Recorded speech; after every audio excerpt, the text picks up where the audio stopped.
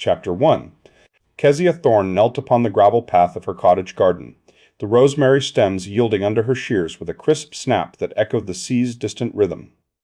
Salt thickened the air, carrying the faint brine of waves breaking beyond the dunes, while the low sun cast long shadows across the time borders. A sudden gust from the sea lifted the pages of her open book, sending them skittering toward the low boundary wall. She set the shears aside and rose, one hand still gripping the handle of her teacup as she followed the drifting paper. The cup's rim warmed her fingertips through the porcelain, a small steadiness amid the scattering leaves, and she wondered how long it had been since any object in her possession had felt so reliably her own. Her steps carried her closer to the hedge, boots crunching softly on the gravel.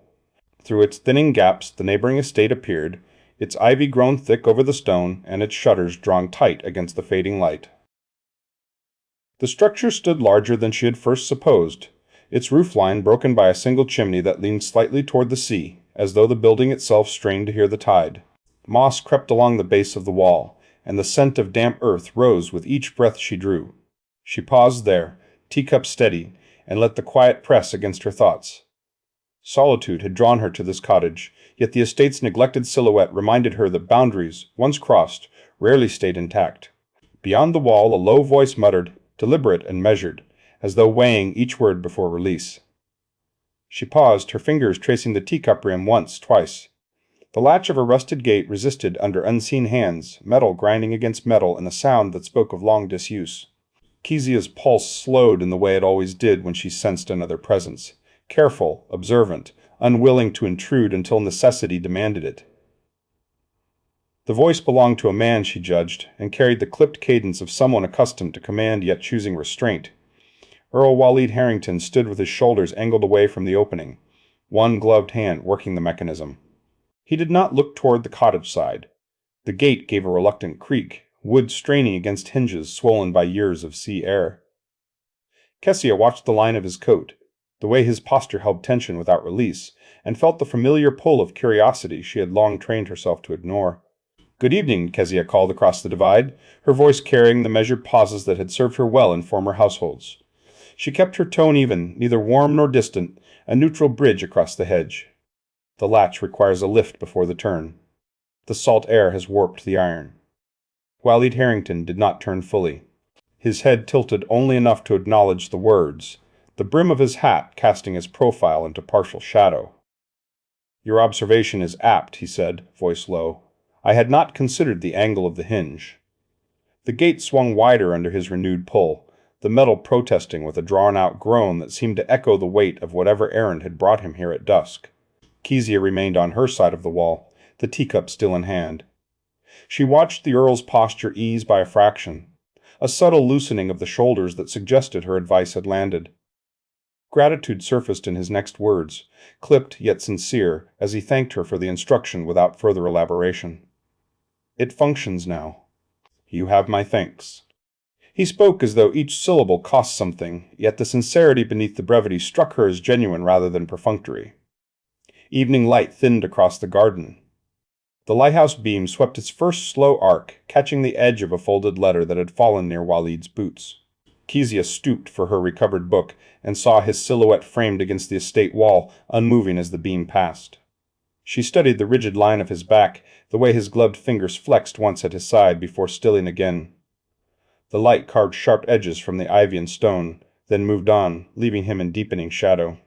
Inside her thoughts the moment stretched. Here was the solitude she had sought, already threaded by another's difficulty.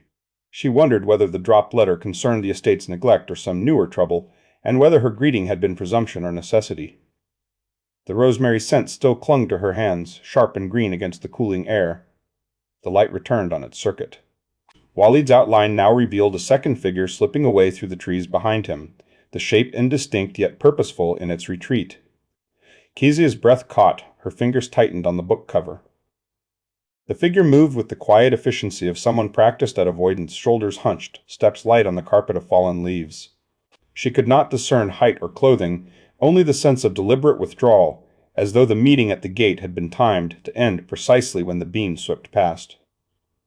Questions crowded her mind. Who had waited in the trees, and why had the Earl remained still rather than acknowledge the departure? Her own past had taught her the cost of noticing too much, yet the scene refused to release its hold. She considered calling out again, but held the impulse. The Earl remained still, his attention fixed upon the letter at his feet. The beam moved on, restoring shadow to the garden path. Kessia's grip on the teacup loosened by degrees, though the warmth had already bled from the porcelain. She traced the familiar curve of the handle with her thumb, grounding herself in the small, ordinary object, while the larger questions lingered unanswered. Waleed bent at last to retrieve the paper. He straightened without glancing toward her hedge, the letter disappearing into his coat pocket with a single economical motion. The second figure had vanished among the trees, leaving only the faint sound of retreating steps on dry leaves, barely audible, yet enough to confirm what the lighthouse had briefly shown. Kessia's thoughts circled the implications: an earl who met someone in secret at twilight, a dropped letter, a gate that yielded only after her intervention. None of it belonged to her, yet the boundary felt thinner than the hedge suggested. Kessia stepped back from the wall. The lighthouse beam swept once more, illuminating the empty space where the earl had stood. She carried her book and cup toward the cottage door, the question of the unseen departure lingering behind her. The gravel shifted beneath her boots with each measured stride, and the rosemary released its scent again as she brushed past the border. Inside the cottage, the fire would still be banked low, offering the uncomplicated quiet she had chosen, yet the evening's images refused to fade. The gate latch clicked shut. Waleed's low voice did not rise again. Only the sea and the turning light remained to mark the boundary between their grounds, the beam sweeping onward as though it too had witnessed more than it would reveal. Chapter 2. Earl Waleed Harrington tested the weight of the fallen gate with one shoulder angled outward, his boots planted on the gravel where the hinge had given way. The iron bars resisted his push, their rusted surface cold against the wool of his coat sleeve. A tray clinked behind him. Miss Clara Thorne crossed the short distance from her cottage path, the china cup steady despite the uneven ground. "The light favors this hour for refreshment," she said, her voice even after the measured pause that always preceded her remarks. "Would you join me here at the wall?" Waleed Harrington straightened, the motion deliberate, his shoulders already turning a fraction farther from her line of sight. He regarded the offered tray without immediate reply. Steam rose from the teapot, carrying the faint scent of bergamot over the rosemary border she had brushed past moments earlier. The invitation hung between them, neither accepted nor refused until his gloved hand lifted one cup. "Your kindness exceeds the occasion," he answered at last, settling onto the low stones without orienting his body toward hers. Clara Thorne placed the tray between them on the flat top of the wall. She took her own seat, the fabric of her walking dress settling with a soft rustle that matched the distant rush of the tide. Her index finger found the porcelain rim of her cup and traced its curve once. "Tradesmen will arrive by the main drive tomorrow," she observed. "A chair placed at the correct angle spares both parties the awkwardness of a prolonged stand." The Earl's reply came low, each word spaced with care. "Such seating spares the estate further comment as well." The tea cooled between their cups, while the lighthouse beam completed another slow pass overhead, its edge catching the steam before it dispersed. He did not elaborate on the ledgers still stacked in the library, their pages marked only by the dust that gathered when no steward attended them. Clara Thorne kept her hand still on the cup once the rim grew warm beneath her touch. Further questions would cross the boundary, the hedge already marked too thinly. Instead, she lifted the pot and refilled his cup, the liquid sound steady against the evening air. The beam flickered as clouds thinned above the tower, then steadied again. Waleed Harrington mentioned the untended ledgers in the same low register, his attention fixed on the darkening lane beyond the wall. The admission carried no appeal for assistance, only the bare statement of a task deferred. Clara Thorne offered no immediate counsel, her fingers resting now on the tablecloth edge rather than the porcelain. A rider's approach sounded first as the rhythmic strike of hooves on packed earth. Waleed Harrington rose at once, the movement abrupt enough to shift the tray by a fraction. He did not reach for his cup again. The horse slowed at the boundary where the lane met the road, its rider's hat casting a shadow across his features before the figure turned the animal and continued without a word exchanged. The Earl remained standing, one hand still resting near the fallen gate. "Darius Harrington begins his market remarks at first light," he said. The words left the question of those remarks open between them, neither confirmed nor denied by the rider's silent passage. Clara Thorne gathered the tray, her steps measured as she returned along the path where the rosemary released its scent once more. Inside the cottage, the fire required no tending yet, but the evening's exchange lingered in the arrangement of the remaining cups. She set the tray on the sideboard and traced the handle of the last cup once before moving to the window. The gate remained visible from this angle, its iron bars now upright but still unlatched. The second figure from the previous twilight had not reappeared, though the possibility that it might return under cover of the next dusk pressed against the quiet she had sought. Waleed Harrington walked the length of his own boundary wall before the rider's dust settled. The estate ledgers waited inside, their pages offering no counsel on the cousin whose visits always preceded fresh whispers among the neighboring landowners. He adjusted his coat once at the shoulder, the gesture habitual, then turned toward the house where no lamps had yet been lit in the public rooms. Kezia Thorne extinguished the single candle on the table, leaving the room in the soft half-light that filtered from the lighthouse beam. The invitation to tea had altered nothing in the formal sense, yet the writer's pause at the boundary suggested that formalities alone would not contain the matter. She placed the book she had carried earlier beside the tray and did not open it again that night. The following morning brought no further sign of the writer, only the sound of a cart approaching the main drive as the tradesmen arrived at the appointed hour. Waleed Harrington met them at the gate, the chair positioned as Miss Thorne had advised, his shoulders still angled away from any observer on the cottage side. The exchange lasted no longer than necessary, yet the presence of an additional witness at the boundary would have altered its tone entirely. Miss Halima Voss passed along the lane later with a basket of herbs, nodding once in acknowledgement when Kezia Thorne stepped outside. No words crossed the hedge, but the herbalist's direct glance carried the weight of shared understanding about the estate's visible neglect. The lighthouse beam continued its circuit, indifferent to the small adjustments of posture and speech that governed the ground between the two properties. Waleed Harrington returned the chair to its usual place inside the gate after the cart departed. The ledgers remained untouched for another hour while he considered the market remarks already in circulation. Darius Harrington's smooth delivery at such gatherings required no physical presence to achieve its effect, only the timing of a single writer's silent pause. Kezia Thorne resumed her reading by the window, the page turned only after the Earl's figure had withdrawn from view. The question of the dropped letter from the previous evening stayed unvoiced, as did the identity of the retreating figure among the trees. Both remained beyond the hedge, where the boundary still held, though the latch had been repaired. Chapter 3. Kezia Thorne reached for a bundle of rosemary at the edge of the herb stall, the vendor already wrapping the stems in coarse paper, when Halima Voss appeared at her elbow without ceremony. The market square held its usual press of baskets and aprons, the scent of fresh bread competing with the sharper tang of dried lavender from the next display. Sunlight filtered through the canvas awnings in dusty shafts, catching on the edges of metal tang coins and the weathered faces of villagers who paused too long between stalls. Kezia felt the weight of those glances even as she pretended otherwise. Halima's single sharp nod directed Kezia's attention toward the bread cart a few paces away, where the crowd thinned enough for private speech. They stepped aside together, Kezia adjusting the weight of her basket against one hip. Her fingers brushed the rough weave of the handle, grounding her as the hum of bartering voices swelled and receded around them. "The Earl's accounts show no improvement," Halima said, her voice low, and carrying the faint cadence of her mother's country. She kept her eyes on the loaves, never quite meeting Kezia's. Tenants speak of letters that should not have left the study.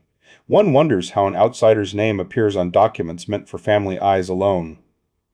Kezia's pulse quickened beneath the steady rhythm of market sounds.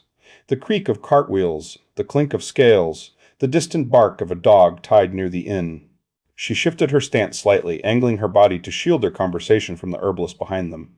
Darius Harrington's voice rose from the adjoining stall, smooth as ever and edged with practiced solicitude. "One cannot help but note how quickly new faces alter the tone of a quiet estate," he remarked to the fishmonger, the words pitched to Carrie without seeming deliberate. "Particularly when those faces once held positions of trust in town households.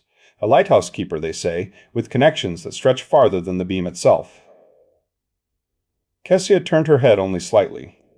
She caught the flicker of Darius's profile, his polished boots planted wide, one hand gesturing as though the topic were mere idle talk before she answered.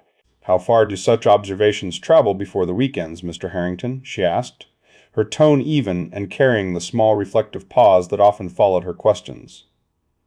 Inside, doubt coiled tighter. Did he know about the writer already? Or was this another test to see what she would reveal? Halima's soft accent continued once the cousin moved on, her words threading between the calls of vendors hawking onions and the shuffle of boots on packed earth.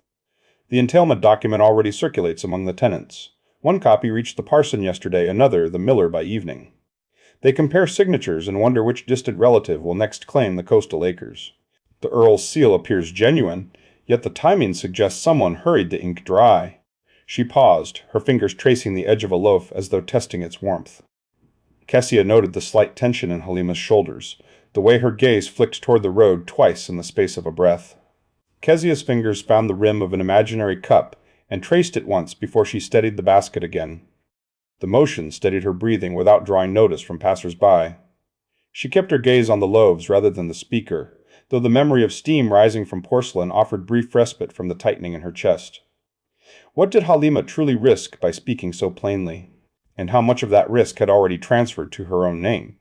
The crowd shifted with the arrival of a cart loaded with early apples, their skins catching the light like polished coins. Halima's hand brushed hers briefly, the contact quick and deliberate. A folded note passed between them without comment. Kessia slipped it into her basket beneath the rosemary and moved toward the striped awning of the baker's stand, the paper's edge pressing against her palm like a second pulse. She could feel the weight of unseen watchers in the way conversations dipped as she passed. Under the canvas shade, she unfolded the paper just enough to read the brief lines. The script was Halima's own, careful and economical. The writer observed at dusk had returned twice more, each time carrying a sealed packet toward the Harrington boundary. No name was attached to the message, only the hour and direction. Kessia read it twice, committing the details to memory, while the herbalist behind the counter watched the road with practiced indifference. The scent of yeast and warm crusts filled the space, yet it did nothing to ease the unease settling in her stomach. Who carried those packets, and what did they contain that required such secrecy under cover of evening light? Halima remained at the edge of the awning, eyes on the road where carts turned toward the lanes. Her posture suggested she would not speak further unless addressed, though the slight tilt of her head invited the question Kessia held back. Mr. Leandro Quinn crossed the square from the direction of the inn, arms already folded across his chest at the sight of the two women together. He halted a respectful distance, yet made no move to continue past them, his boots planted firmly as though anchoring the moment in place. "Miss Thorne," he said, the words clipped, though the volume remained moderate. "I had not expected market day to draw you from the lighthouse so soon after your arrival." His gaze moved from her basket to Halima and back, a silent assessment that lingered a beat too long. Kessia inclined her head. "The garden requires what the stalls supply, Mr. Quinn. One cannot live on solitude alone." She adjusted the basket higher on her hip, the note now hidden, but its presence a steady reminder against her side. Quinn's stance eased a fraction, though the arms stayed crossed. Solitude draws less comment than shared counsel with those whose affairs lie outside one's own household. The tenants notice such meetings, Miss Thorne. They weigh every word exchanged beneath these awnings. Halima offered her single nod, this time directed at both of them, and stepped back into the flow of shoppers. The question of how many reputation points such guidance had already cost hung between the remaining two without further speech. Kessia returned the note to her basket and turned toward the road that led past the repaired gate, the weight of the paper heavier than the herbs it rested beside. Chapter 4.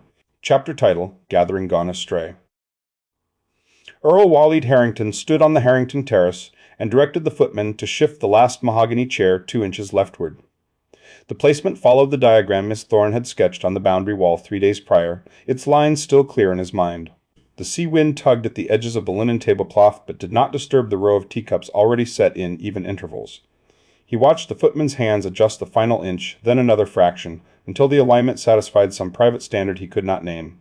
The chairs faced the garden path in precise order, their backs catching the afternoon sun that slanted across the repaired stones.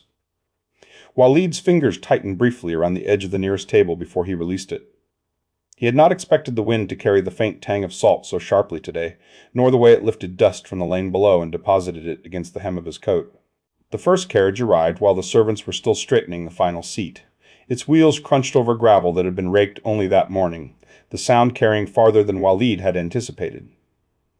Lady Marston descended with her daughter, both in pale sprigged muslin that caught the afternoon light and fluttered against their ankles as they approached the steps. Waleed greeted them at the steps, his shoulders angled slightly away as he offered the required civilities. He noted the way Lady Marston's gaze moved past him to the empty chairs and the untouched teapot, her expression remaining composed even as her daughter's hand tightened on her elbow. "Lady Marston, the garden has recovered enough to welcome visitors again," he said, voice low and measured. She inclined her head without comment on the estate's recent neglect, though her eyes lingered on the boundary wall where fresh mortar still showed pale against the older stone. The daughter offered a small curtsy that did not quite reach the ground before she stepped back, her muslin skirt brushing the terrace rail. Lord Darius Harrington arrived in the next group, his coat cut narrower than custom allowed for a country afternoon. The fabric pulled taut across his shoulders as he moved, and the buttons caught the light in a way that suggested recent polishing. He paused beside the matron whose name Walid could never quite retain and leaned forward until their shoulders nearly touched. The words reached Quinn, who had entered last and already stood with arms folded across his chest, his boots planted firmly on the gravel as though he meant to remain there for the duration. Darius's voice carried just far enough, a low murmur that shaped the phrase, "proper distances," with deliberate care before he straightened again. Walid turned to each arrival in turn, offering the silver tray of cups and the small plates of biscuits that had been baked that morning. When the same matron refused a second cup of tea, his deliberate greeting faltered for half a breath. He watched her fingers lift from the cup's handle without lifting it, her mouth forming a polite refusal that left the pot suspended in his hand. He set the silver pot down without remark, and instead offered the view of the repaired boundary wall, describing the work in measured phrases that did not invite further questions. The matron's nod came after a silence, and her departure followed shortly after, the carriage door closing with a soft click that echoed against the terrace stones. Quinn's arms tightened further across his coat, the fabric of his sleeves creasing under the pressure. The phrase I heard was "improper proximity at the boundary wall," spoken with the sort of concern that travels faster than any carriage, he said, the words clipped. No one answered him directly. Instead, the remaining guests shifted their weight, skirts rustling and boots scraping lightly against the stone as eyes turned toward the lane. Quinn's jaw worked once, the muscle shifting beneath his skin, before he exhaled through his nose and adjusted his stance again. From her position behind the low stone wall that marked the edge of the Harrington grounds, Miss Kezia Thorne watched the small assembly. The wall's surface felt cool beneath her palm, even through the thin gloves she wore, and the herbs in her basket released a faint green scent each time the wind shifted. 2 carriages had already turned away before the tea things were cleared. Their wheels left fresh ruts in the lane dust, the tracks crossing over older impressions from earlier visits. She kept her fingers still on the folded note inside her basket, though the paper's edge pressed against her palm with each breath she took. The note contained only the hour and a direction, yet its presence now weighed more than the herbs beside it. She wondered whether the Earl had noticed her watching, or whether the afternoon silence would simply add another line to the gossip already circling the estate. Walid did not attempt defense of the afternoon's purpose. Instead, he made one low request that the remaining guests join him for a brief tour of the ledgers in the library. The offer met only the sound of skirts rustling toward the waiting vehicles, the fabric whispering against itself as the women moved, their faces turned slightly aside. One guest murmured something about an appointment already scheduled, the words trailing off before they reached completion. The final carriage departed before any guest had moved toward the house, its wheels turning slowly at first, then gaining speed as the driver urged the horses onward. Darius's figure remained visible longest, his retreating back straight, as he raised a hand in what might have been farewell or dismissal. The question of whether the Earl's title could survive the first lost invitations lingered in the empty space between the terrace and the gate, pressing against the quiet that settled once the dust had begun to settle. Quinn lingered at the gate after the others had gone, his stance rigid once more. He offered no further phrase before turning toward his own modest holdings, the set of his shoulders unchanging as he walked away. The gate latch clicked behind him with finality, the sound carrying across the now empty terrace. Inside the house, the terrace door stood open. Walid remained on the stone, the wind now carrying the faint scent of yeast from the village bakery across the boundary. He thought of the sealed packets Halima had mentioned at the market, and of the rider whose paws had drawn every eye. Neither matter could be addressed while invitations still cooled on the table. The thought circled once, then twice, before he turned his attention to the chairs left in their precise rows. Kezia stepped back from the wall. The note in her basket contained only the hour and a direction, yet its presence now weighed more than the herbs beside it. She wondered whether the Earl had noticed her watching, or whether the afternoon silence would simply add another line to the gossip already circling the estate. The sun lowered toward the lighthouse roof. No further carriages approached, and the chairs remained exactly where the footman had placed them according to her earlier sketch. The linen tablecloth lifted once more in the wind, then settled, the teacups still untouched in their even intervals. Chapter 5. Miss Kezia Thorne traced the edge of the letter from Miss Halima Voss with one fingertip, while the gravel path crunched beneath her half-boots. The words inside spoke of caution and an offer of further correspondence, yet the paper trembled slightly in the salt breeze that lifted the hem of her walking dress. She had chosen the estate boundary path precisely because no carriage could follow its uneven line without drawing notice. Morning light filtered through the low branches overhead, casting shifting patterns across the page, and each step released the faint bitterness of crushed leaves underfoot. Her breath came evenly, but her thoughts circled the same narrow question: how much longer could these private exchanges remain private when every hedgerow seemed to listen? Footsteps approached from the side lane without announcement. Earl Waleed Harrington fell into step beside her, his shoulders angled away from her direction even as his stride matched hers exactly. The fabric of his coat brushed the low hedge once, then no more. Kezia did not turn her head at once. She felt the air between them tighten, as though the path itself had narrowed in response. He carried no cane today, only his gloved hands clasped behind his back, and the absence of that small prop left his posture oddly exposed. "The ledgers remain unexamined," he said, voice low and deliberate. "Yet the absence of further invitations suggests the matter may soon be decided without them." Kezia kept her gaze on the folded sheet in her hand. "Solitude was the reason I took the cottage," she answered after a measured pause.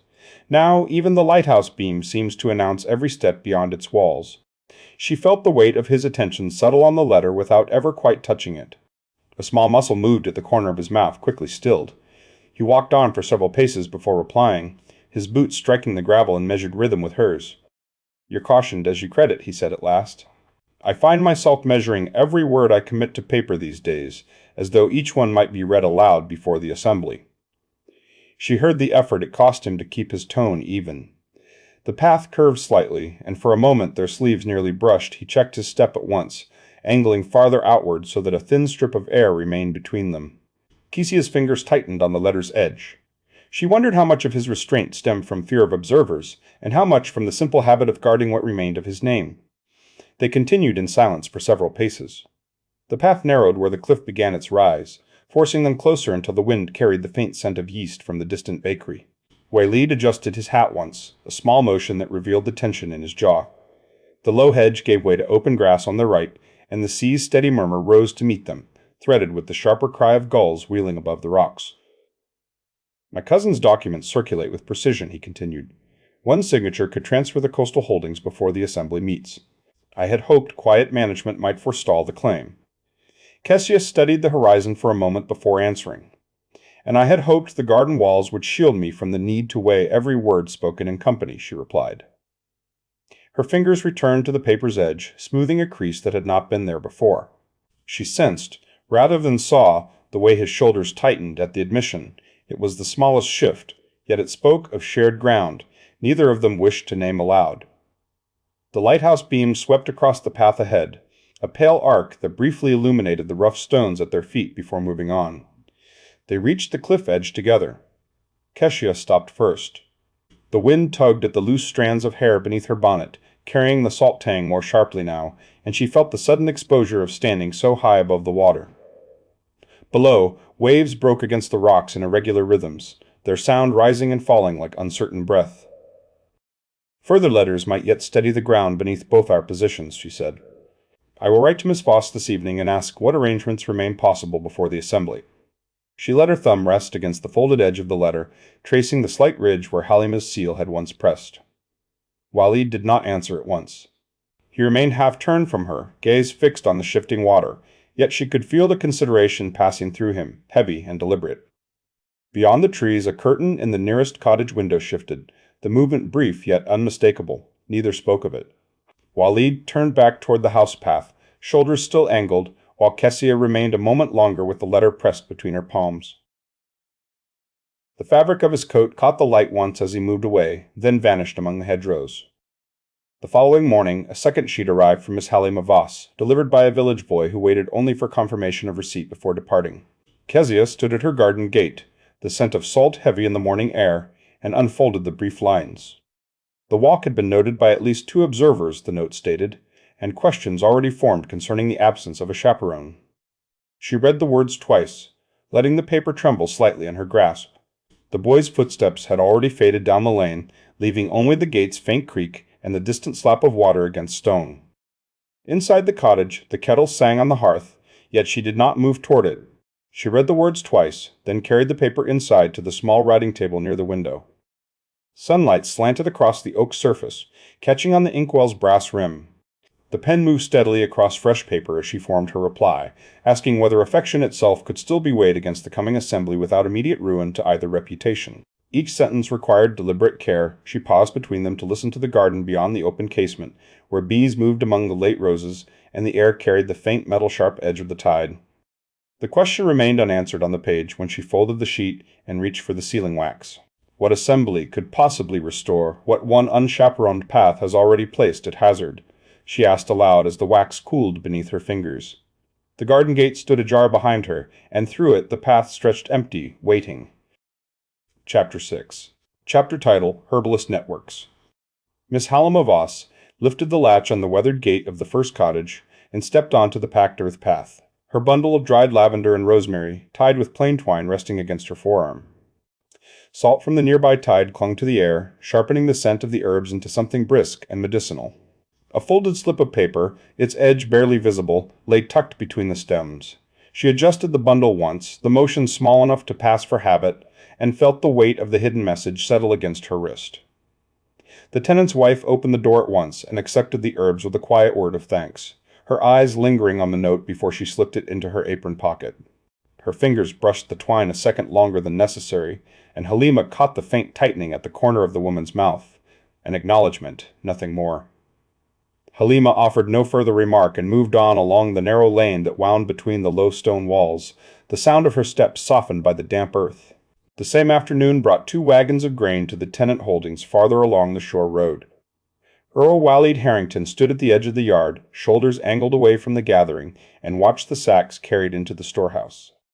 Dust from the grain rose in thin clouds, catching the low sunlight and turning the air hazy between the buildings.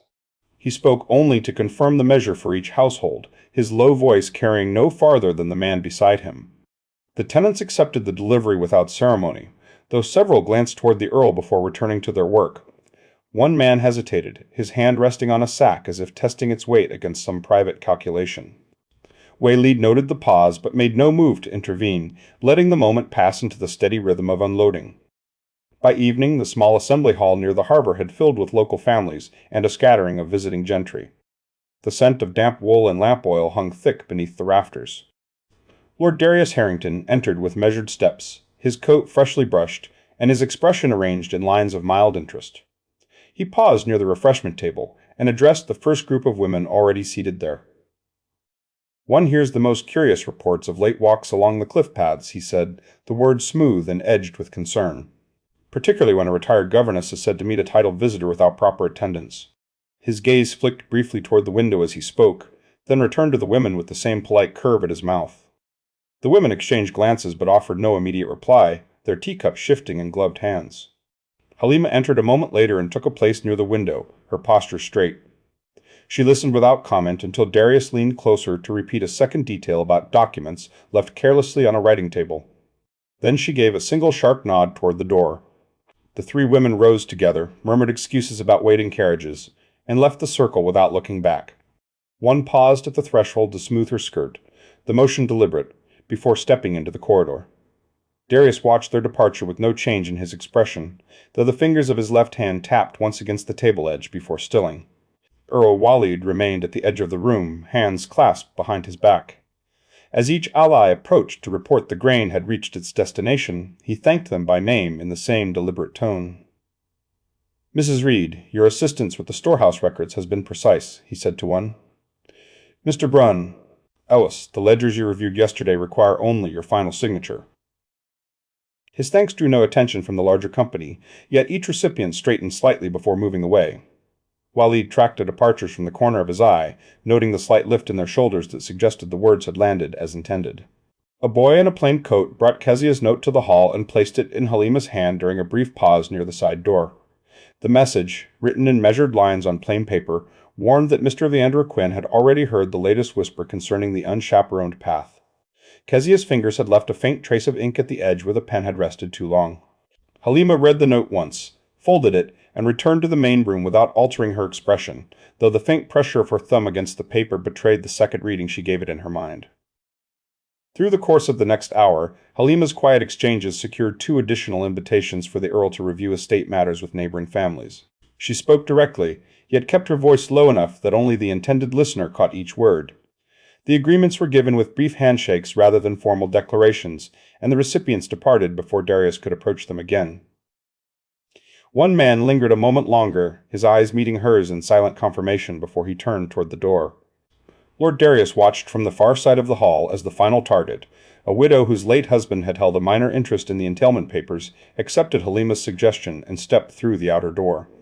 His smile remained unchanged, the corners of his mouth lifted in the same polite curve he had worn upon entering. He turned to the remaining company and offered a remark about the local tea, his voice carrying no trace of the setback. The assembly thinned as the hour grew late. Earl Walid collected his hat from the attendant and paused once at the threshold. The empty hall still held the scent of the grain dust that had clung to the wagons earlier, mixed now with the faint trace of rosemary from Halima's bundles. He did not speak of the note or the invitations aloud. Beyond the harbor, the lighthouse beam swept across the water at regular intervals. Miss Clara Thorne sat at her writing table with the garden gate still ajar. The sealing wax from her earlier letter cooled, but the question of the assembly unanswered. She traced the rim of her teacup once, then set it aside. Mr. Leandro Quinn stood outside the hall and crossed his arms while he waited for his carriage. He had heard the whisper, as the note stated, yet he had not repeated it inside. The question remained whether his silence would hold through the following day. Halima walked the lane back toward her own cottage, the remaining bundles lighter now. She nodded once to a passing tenant who had received both grain and a private word of support. The night air carried the metal edge of the tide. In the empty assembly hall, the last candle guttered. The question of how long estate gains could outpace the next inheritance threat lingered among the unused chairs, unanswered by any voice present. Chapter 7. Miss Clara Thorne turned the heavy paper once more upon her cottage table, the ball invitation lying open beside her cooled teacup. The seal bore the crest of a London house, whose name she had not spoken aloud in months, and the date pressed against her thumb as she aligned it with the ledger of estate notes that still required her quiet counsel. Lantern light caught the edge of a silk ribbon she had set aside for the journey, its color too bright against the faded wood. The flame guttered softly with each breath of wind through the half-open window, casting elongated shadows across the stacked papers. Outside, the tide whispered against the shingle, a steady rhythm that usually steadied her thoughts, yet tonight it only sharpened the unease coiled beneath her ribs. She reached for the quill to mark the hour of departure, then paused when the garden gate clicked without the usual knock. Mr. Leandro Quinn stepped through the frame, his coat dusted from the lane, yet his cravat untouched. He did not wait for permission before crossing to the table, his gaze fixed on the open card. "This association continues at peril to every name attached," he said, the words clipped and even. "Your name appears on the list beside Harrington's. Mine will not follow." Kessia set the quill down without lifting her eyes from the paper. She measured the silence between his sentence and her reply, tracing the cup rim with one fingertip until the porcelain warmed beneath it. The motion steadied her pulse even as doubt flickered through her mind. What did Quinn truly fear beyond the entailment? "Connection need not equal ruin when conducted with care," she answered at last. The pause after each phrase held the weight of the answer she withheld. She wondered whether her words sounded as hollow to him as they felt to her. Quinn's arms stayed folded across his chest, the stance unchanged from the moment he entered. He shifted his weight once, boots scraping the flagstone, yet the barrier of his posture did not ease. "Care has already drawn notice," he said. "Darius carries the tale to every neighbor whose favor might sway the entailment." His voice carried no rise, only the finality of a man who had weighed the cost to his own holdings. His jaw tightened briefly before settling back into its rigid line, and Kessia caught the flicker of something more, perhaps regret or simple exhaustion, behind his steady stare. The door latch lifted again before Kezia could form the next measured response. Miss Halima Voss stood at the threshold, 2 bundles of dried herbs tucked beneath one arm. She offered a single sharp nod toward the table, the gesture sufficient to signal that the London season list had already been altered in the village record. No further word passed between them. Halima set the bundles beside the door and withdrew into the lane. Kezia noted the slight hesitation in her friend's step, a silent acknowledgment of shared risk that lingered after the latch clicked shut once more. Kezia's fingers returned to the cup rim, the motion slower now. She broke the invitation's remaining seal under her thumb, the wax yielding with a faint crack that echoed against the cottage walls. The scent of rosemary from Halima's bundles mingled with the salt air that entered through the open door, threading through the room like an uninvited witness. Quinn watched the motion without unfolding his arms, his eyes tracking the fragments as they scattered across the wood grain. A rider approached along the garden path before either spoke again. The sealed letter he delivered bore Earl Waleed Harrington's hand, delivered the same hour as Quinn's arrival. Kezia read the brief lines at the table. The Earl asked whether she would attend, despite the risk to both names, and whether the estate ledgers could wait until after the assembly. She placed the letter beside the broken invitation, her thoughts turning over the Earl's careful phrasing. Did he sense the same tightening net? Or was this merely another test of her resolve? My holdings cannot absorb further whispers, Quinn said from the doorway, his final warning delivered without turning back. The entailment papers already list every connection that might be questioned. He stepped into the lane, arms still crossed, and the gate closed behind him with the same click that had announced his entrance. The sound reverberated longer than it should have, settling into the quiet spaces between her breaths. Kezia remained at the table, the invitation and the Earl's letter now side by side. The lantern flame wavered once as the night breeze moved through the open door. She did not reach for the ribbon again. Instead, she folded her hands in her lap, the earlier tracing of the cup rim leaving a faint warmth on her fingertip. The question of whether reputation still served as armor for either of them settled across the empty surface, unanswered by the remaining papers or the distant sound of the tide. Outside the cottage, the harbor light swept its beam across the water at regular intervals, catching the edge of a carriage that waited beyond the lane. Quinn's silhouette crossed before it, the arms still folded, before the vehicle carried him toward his own modest property. Kezia rose only to secure the door, yet the seal fragments remained on the table where she had left them. The invitation's date seemed to press against the wood even after she extinguished the lantern. She returned to her chair in the dark, the Earl's letter still open beside the cup. The words asked for her presence at the ball, but the cost of that presence lingered in the silence Quinn had left. Reputation had once shielded her from city scrutiny. Here, beside the sea, it threatened to close doors that quiet kindness had begun to open. She traced the rim once more, though the porcelain held no warmth now, and considered how many names might yet be struck from lists because of a single association. Halima's bundles gave off their steady scent, a reminder of the alliances secured at the assembly without public declaration. The altered season list meant one fewer name would stand beside hers, yet the Earl's question remained. Kezia considered the ledgers that still required review before any departure. The entailment threat moved faster than estate gains, and the ball offered both opportunity and exposure. The cottage settled into quiet as the tide turned. No further rider arrived. Kezia sat with the invitation and the letter until the first light touched the garden gate. The unresolved question of armor and connection stayed with her, carried forward into the preparations she could no longer delay. Chapter 8. Kezia folded the invitation once more before placing it beside the Earl's letter on the table. The lantern had burned low during the night, its flame steady now against the first gray light at the window, casting long shadows across the scattered papers that documented every attempt to secure their position. She rose and secured the door against the turning tide, the bolt sliding home with a muted click that seemed to echo the finality of the choice she had made. Then she stepped toward the waiting carriage without looking back at the harbor beam sweeping the water, its rhythmic pulse a reminder of the distance already growing between the quiet certainties of the cottage and the uncertain ground that waited in London. At the London Assembly, the chandeliers hung low over the polished floor, their crystals catching the movement of silk and velvet while throwing fractured light across spaces turned carefully neutral. Earl Waleed Harrington stood near the far wall, shoulders angled slightly away from the nearest cluster of guests, the posture of a man who knew every glance carried weight. A dowager in pale lavender addressed him directly, her fan half raised as though it might shield her from the answer she sought. He answered in a low voice that carried only to her ear, each word measured and complete, though inside he measured the cost of every syllable against the rumors already circling like smoke. Lord Darius Harrington circled the edge of the room once, his gaze fixed on the Earl with the patience of a man who had rehearsed this moment. He paused beside the dowager and leaned forward, his expression arranged in lines of false concern that drew the eye without seeming to demand it. The entailment papers, he said, had already been drawn and would reach the solicitors before the month closed. His tone suggested regret rather than triumph. Yet 3 heads turned toward him at once, the movement subtle but decisive, like guests shifting away from a draft.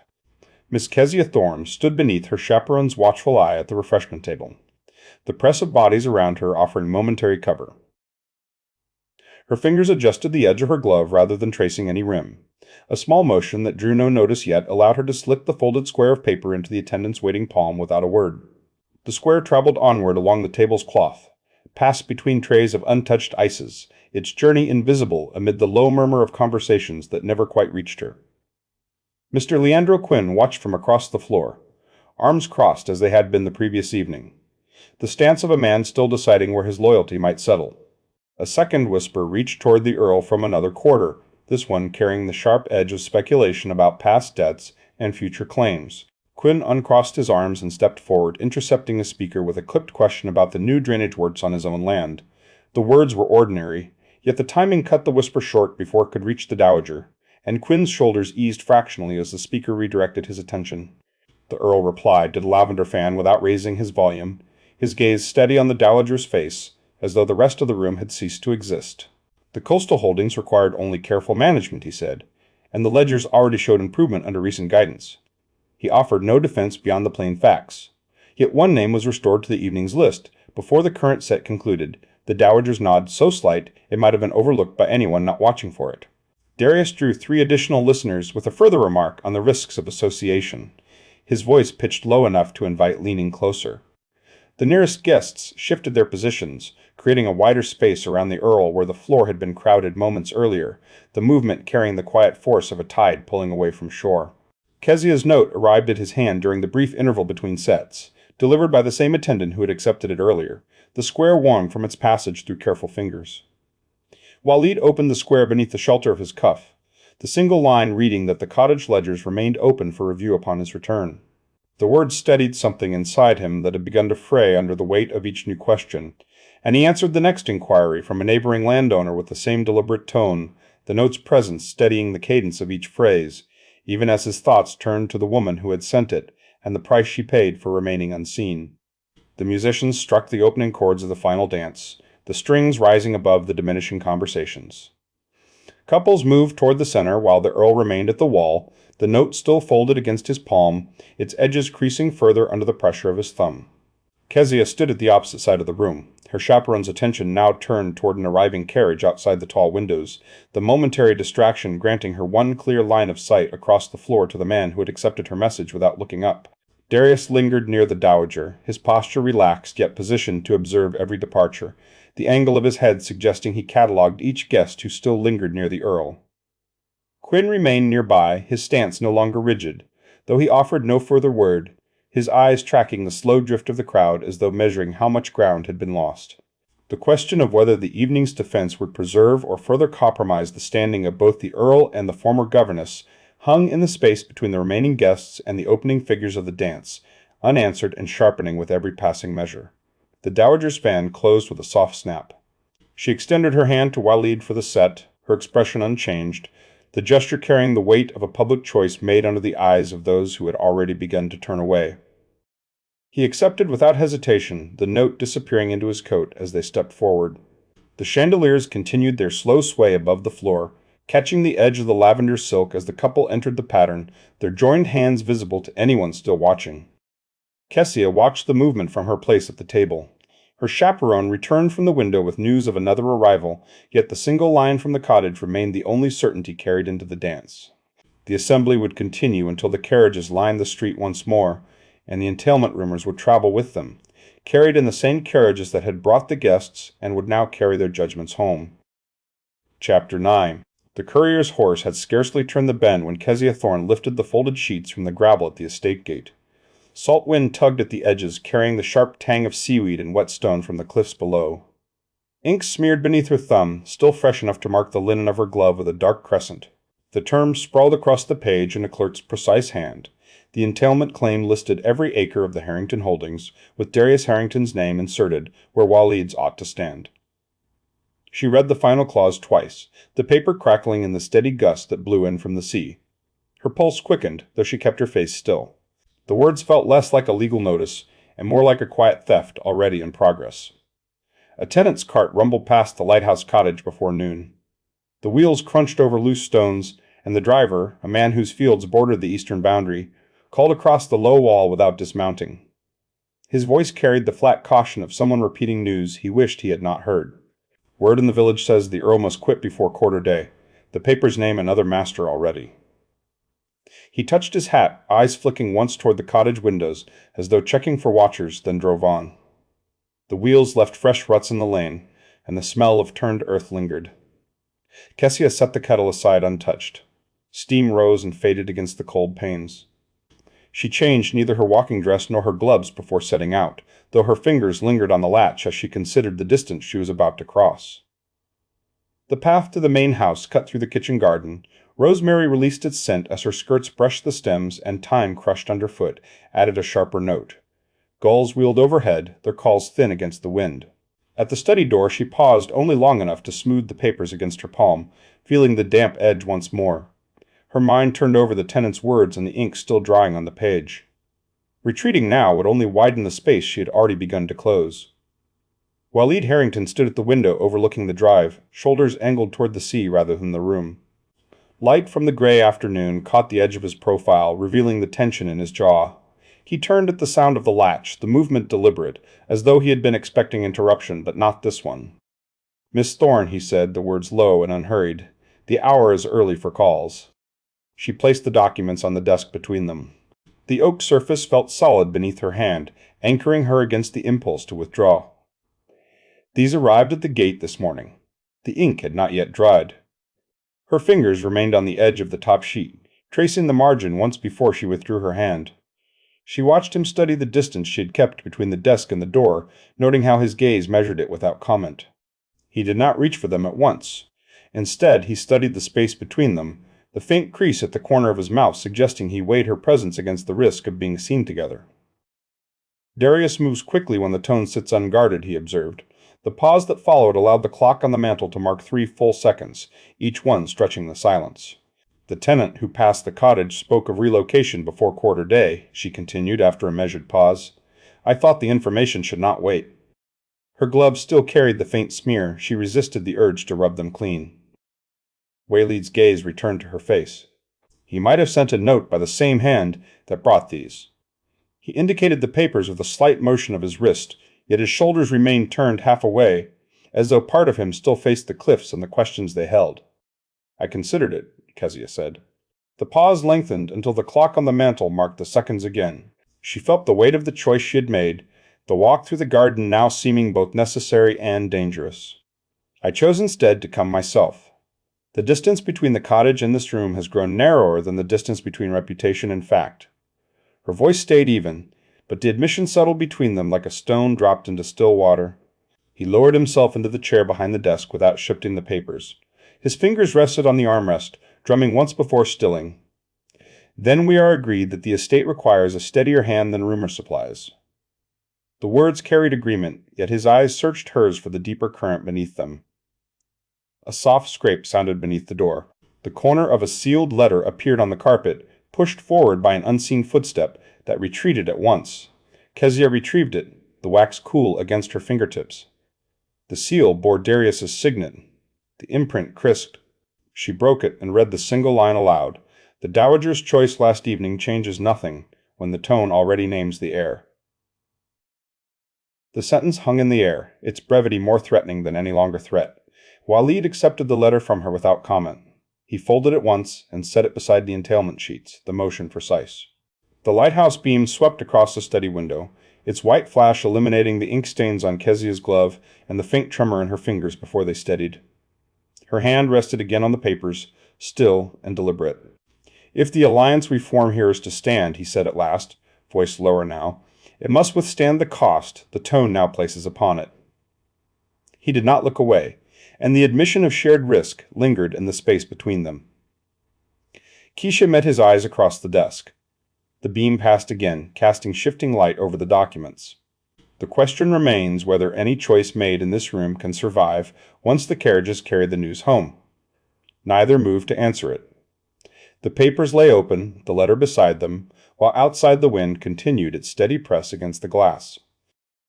Chapter 10.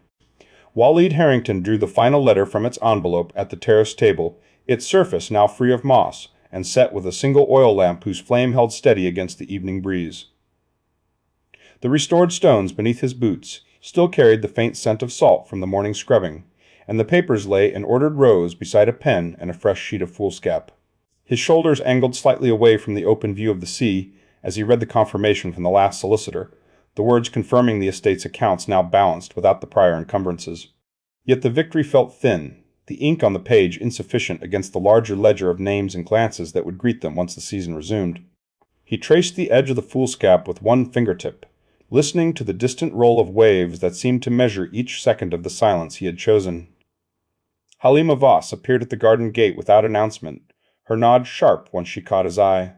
She moved with the measured tread of one who had spent years carrying messages between divided rooms, her cloak drawn close against the cooling air. "The last of the neutral voices has spoken," she said, voice direct, yet carrying the soft accent of her upbringing. "The assembly will disperse before any further word from London can alter their stance." She placed a folded note on the table's edge and withdrew at once, leaving the paper unopened for the moment, though her eyes lingered a fraction longer on the separate stack of invitations already set aside. Walid watched her retreat along the path, noting the way her shoulders held the posture of a person who had delivered worse news before and learned not to wait for thanks. He broke the seal himself. The message stated only that 3 houses had declined Darius Harrington's calls that afternoon, their doors remaining shut to his inquiries. A faint tightening moved through Walid's jaw as he set it beside the alliance letters without comment. He could picture his cousin at each threshold, the polite refusal, the drawn curtains, the sound of bolts sliding home, and wondered how many of those refusals had come from men who once owed Darius favors. The thought pressed against the relief of the signed accounts, reminding him that security on paper rarely survived the first evening of returned scrutiny. He reached instead for the betrothal document prepared earlier that week, its creases still sharp from the rector's careful folding. Kezia Thorne approached from the cottage path, her fingers tracing once along the rim of the cup she carried before she set it down untouched. The steam had long since faded, leaving only the faint trace of cooled tea on the air. She stood at his right hand, her presence steady yet charged with the same restrained awareness that had marked every exchange since the Restoration began. Walid felt the weight of her silence as he signed the agreement under the witness of the local rector, who added his own mark in silence, the quill scratching across parchment like a single thread pulled taut. The title document followed, its seal now restored and the coastal holdings secured against the entailment claim. Kezia's gaze remained on the signatures rather than the distant water, as if counting the cost in each stroke of ink. A separate stack of forfeited London invitations rested at the far corner of the table, their edges aligned by Halima's earlier visit. Walid's fingers rested on the arm of the chair, drumming once before they stilled. He could smell the faint must of the paper, the same stock used for every season's round of calls, now rendered useless by the choices etched across the other documents. "The cost stands higher than the ledgers alone record," he said, voice low and deliberate. "Each signature here removes another invitation that will not be replaced." The words settled between them without echo. Kezia's hand hovered briefly near the invitations before withdrawing, her expression composed yet shadowed by the knowledge that these refusals would multiply once the Ton learned the full shape of their agreement. Kezia remained beside him, her posture measured as the rector withdrew down the path, his footsteps fading into the rustle of evening wind through the low hedges. The agreement lay complete between them, its terms plain yet binding under the law of the realm. Outside the low wall, the first stars appeared above the waterline, pricking the darkening sky like distant signals. Walid studied the way her sleeve brushed the table's edge, the small motion betraying nothing and everything at once. He wondered how many evenings would pass before such proximity became its own test, the boundary between neighbor and betrothed narrowing under eyes that had already begun to measure every glance. They walked together toward the boundary wall as dusk settled, the path cleared of the earlier debris. Walid kept his steps even, his gaze on the ground ahead rather than the horizon, the crunch of gravel underfoot a steady counterpoint to the rising tide. Kezia matched his pace, the hem of her dress brushing the stones without sound, though her breathing carried the faint quickening of one who held questions she would not yet voice. The air grew cooler, carrying the brine of the sea and the faint green scent of disturbed earth from the restored garden beds. He could feel the unspoken ledger between them, the names already lost, the gatherings they would attend as near strangers, the careful distance required until summer's end. At the wall they paused. The lighthouse beams swept across the restored terrace and the cottage garden, illuminating the chaste space between them before moving on. Its light caught the pale stone of the boundary and the dark line of the sea beyond, then vanished into the gathering dark. Waleed turned slightly, his profile outlined against the flash of light. "The Ton will test this at the next gathering," he observed, the words carrying no rise in volume. He felt the question press at the back of his throat whether the same doors that closed on Darius would one day close on them both, but held it. Kessia's hand rested on the wall's top, steady now. "The alliance holds only if we name its limits before others do." The beam returned, casting a brief light over the separate stack of invitations visible from where they stood. She did not look at him directly, yet the angle of her shoulders suggested she tracked every shift in his stance, every hesitation left unspoken. Waleed named the cost once more in the same deliberate tone. "Reputation requires that we meet as neighbors only until the season ends." The salt air carried the words without echo, and for a moment the only sound was the distant rush of water against the rocks. The vista of the secured estate stretched before them, the cottage lights now visible through the restored windows, warm and contained. Neither moved to return inside. The beam swept again, its path unbroken across the boundary wall, casting long shadows that seemed to stretch the distance between them even as they stood side by side. Waleed felt the weight of the evening settle deeper, the promise of future visits already tempered by the knowledge that each one would be weighed and measured by those who had not yet spoken their final word. "Can the cost be borne without further loss?" Waleed asked, turning his head to meet her eyes at last, "when the next assembly demands we stand apart?" The question lingered in the salt air, unanswered, while the lighthouse beam continued its measured sweep over the estate they had reclaimed.